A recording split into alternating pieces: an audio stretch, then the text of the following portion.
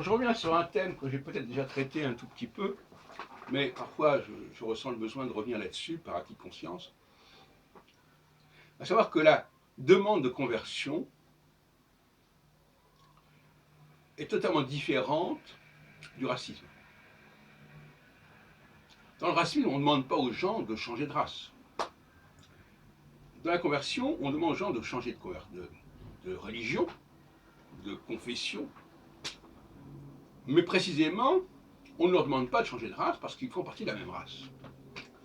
Par exemple, dans l'Espagne de la fin du XVe siècle, la demande de conversion, ce qu'on va donner après, ça va donner entre autres les conversos, ces nouveaux chrétiens, sont des gens qui ne sont pas distincts par leur faciès. Et donc, par conséquent, c'est un processus interne à la race. Alors que le racisme, c'est un processus externe à la race donnée, totalement différent. Et le drame avec la Shoah est une sorte de drame administratif, en quelque sorte. Parce qu'il faut repérer, d'après les archives, la généalogie, qui est juif, qui n'est pas juif. Ça n'est pas marqué sur leur front. Sauf si, évidemment, ils portent des signes ostensibles, mais ça peut s'enlever.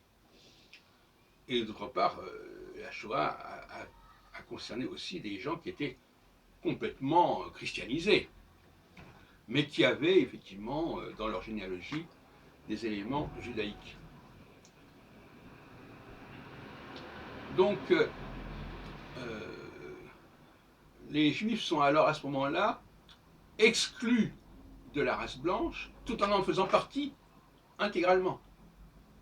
Et c'est ça qui est le péché fondamental du nazisme, c'est d'avoir voulu créer du racisme là où il n'y avait pas de racisme.